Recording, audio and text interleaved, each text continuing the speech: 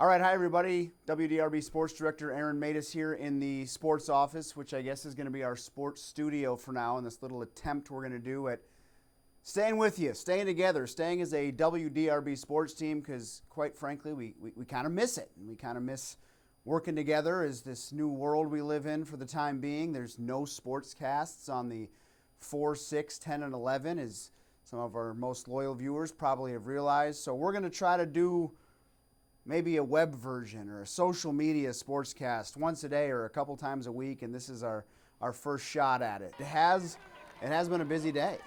Vince Tyre held an online press conference. Pretty cool. U of L's done this so we can still get some availability. They can still talk to their fans through the media without having huge get-togethers, which of course we're all supposed to try and avoid. Tyre shed some light on the NCAA tournament being canceled as opposed to modified, postponed, what have you, saying that the NCAA did not have enough testing in place to give athletes the test for coronavirus and find out if anyone was infected prior to games, and therefore it just wasn't an option to play the games, which is a big reason why they had to cancel it, which of course was disappointing at the time. Chris Mack had a statement initially saying he really wished they would have postponed instead of canceling it, but times have, of course, changed since then.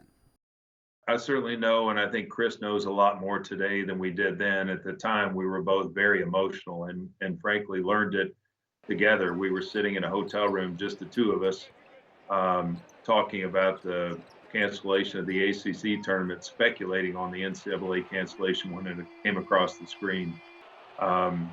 Knowing what we know now, yes, they made the right decision. So many athletes having their season, sometimes career, come to abrupt endings. We spoke with Indiana's Deron Davis a couple days ago, and we're looking for any of those stories, any of those athletes that are willing to speak with us and tell us their story about what they went through, how they found out. John Lewis found a couple of them out today. I'm John Lewis at Kentucky State University here in Frankfort, where, like a lot of places around the nation, all these softball and baseball fields are locked up.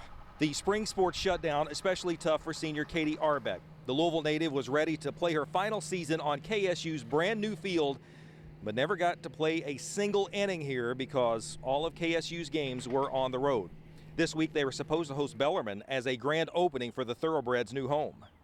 I didn't even get the opportunity to play on my own home field, and this is the first time that we've had our own field. We've been playing at a public park since I've been here my freshman year. So that, and then the fact that I don't get a senior day, my parents didn't even get to watch my last game. So, yeah, it's been rough. It's been heartbreaking.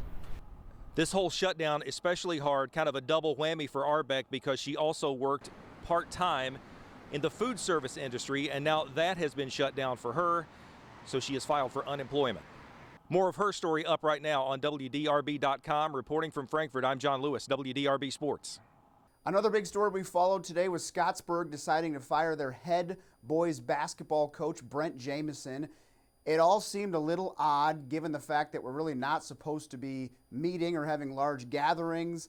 The school board did gather today at noon. They voted 5-0 to terminate Jamison's contract. The other odd part of it was that Jamison's got that program on the rise. They just had one of their best seasons in the last couple of decades. Tom Lane made the trip up to Scottsburg. He spoke with Jamison, who was, of course, shocked by that. I was on the phone with board president Josh Mays, who said this was a difficult decision and not one they took lightly, but just couldn't say a whole lot about it otherwise, given the fact that it was a personnel issue. He did say that the move came at the recommendation of the superintendent and the athletic director. I don't know, put our faith in God, and like I told my players, if you do things to the best of your ability, you do it for the right reasons. I slept fine last night. I'll sleep fine tonight. A lot of times you'll see Rick Bozich and Eric Crawford in the evenings via the sports page, which we plug into our 10 and or 11 o'clock sportscast. But again, we're not doing those for the time being, but Rick and Eric still want to say hello. So the sports page, so to speak, comes to you from their homes. It's been a few days since I got a chance to chat with you because a lot of things have changed. They've changed for me, they've changed for you, they've changed inside the station at WDRB. They've probably changed with your place of business. It is a different world, and obviously it's a little different because we're not coming to you on television tonight, but we will continue to come to you in sports, whether it's online, whether it's occasional stories on the air. Certainly you want to read us on the web. I want to commend the folks at WDRB for doing a great job in adjusting to this unique situation. They were far ahead of the curve in limiting the number of people they bring into the studio, into the building. It's been a great thing to watch and an amazing transformation of the television station. For me, my job has changed just a little bit. I'm doing a little more news, writing a little bit more on the events of the day. You can read those stories at WDRB.com. I'm still covering sports. In fact, on Wednesday, I talked to little athletic director Vince Tyre about what is involved for U of L now. It is obviously just like for everybody else. Their lives have changed. They're still trying to figure out the economic impact, still trying to scramble to figure out what they're going to do with students who want to stay on campus now that school for the rest of the year is online. These are major institutions, and I know there are a lot more important things going on than sports, but the Kentucky Derby, what happens with the University of Louisville, what happens with the University of Kentucky, we will continue to cover those things. They're important to our lives here in the Commonwealth. And obviously, when we get through all of this, and we will get through all of this, we'll be back to covering the games, covering the Derby, just like always. For now, thanks for staying with us. Let us know any ideas you have, anything we can do for you. Eric Crawford, WDRB Sports. Hi, everybody. Rick Bozich here for WDRB Sports. As everybody knows, it's a changed world out there for you, for me, for everybody. Folks at WDRB are doing a phenomenal job down in the newsroom, putting out great newscasts. We're working, Eric Crawford and I are working from home, trying to stay on top of as many sports things as we can. We're not having a sportscast in our new show, so we're going to try these in-house videos and see how you like those. Everybody's going to just contribute what they can. My offering on the web on Wednesday is a story about the HBO documentary about Christian Dawkins that will be airing on March 31st. There have been some copies have been released of it, and he talks about his role in the college basketball scandal, and he mainly talks about Will Wade of LSU and Sean Miller of Arizona. And included in the documentary are some extended audio clips of his wiretapped conversations with coaches. So it should be good stuff. It won't be available for everybody until March 31st. So we have something to wait for there.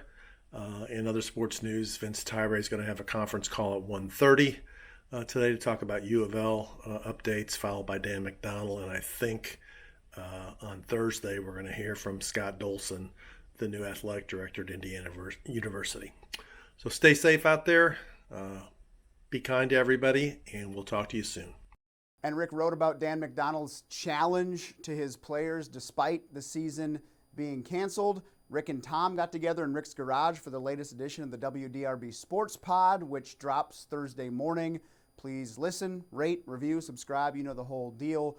And we haven't forgotten about Anise McEwen. She's just off today, which is why she's not on this version of our web sportscast, but she'll be joining us when she gets back. And we hope she had a wonderful day off. You can find us all on social media, online, email. Please say hello. Give us any suggestions on how we can proceed with these videos or any sports ideas you want to see covered in this time when there's not a whole lot of games being played, but we understand there's still stories out there and we want to tell them. I'm Aaron Matus. Have a good night.